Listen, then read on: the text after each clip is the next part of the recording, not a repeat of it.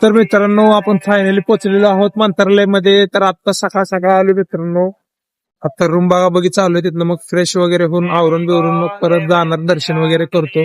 तुमचं दर्शन करून देतो मित्रांनो. तर हेच ते हॉटेल आहे मित्रांनो, हॉटेल आबी, जिथे आम्ही स्टे केला आहे. एक नंबर हॉटेल आहे मित्रांनो. स्क्रीनवर नंबर सुद्धा दिलेला आहे. तर अशा प्रकारे मित्रांनो आमची रूम वगैरे आहे. बऱ्यापैकी ॲव्हरेज रूम आहे. AC आहे, वायफाय पण आहे. तर काही सुद्धा अडचण नाही. 1000 रुपयामध्ये अजून काहीच मिळू शकतं तुम्हाला. तर आपण येऊन पोचलो मंत्रालयमधल्या महाद्वारमध्ये. तर या रेस्टॉरंटमध्ये तुम्ही नक्की नाश्ता करू शकता मित्रांनो. एक नंबर क्वालिटी आहे. कमानीतून आता आल्याच हे हॉटेल आहे. आणि नाश्त्यात आम्ही घेतलं होतं डोसा, इडली, सांबार, चटणी. तर फायनली मित्रांनो आपण नाश्ता वगैरे करून निघालेलो आहे मंदिराकडे दर्शनाला.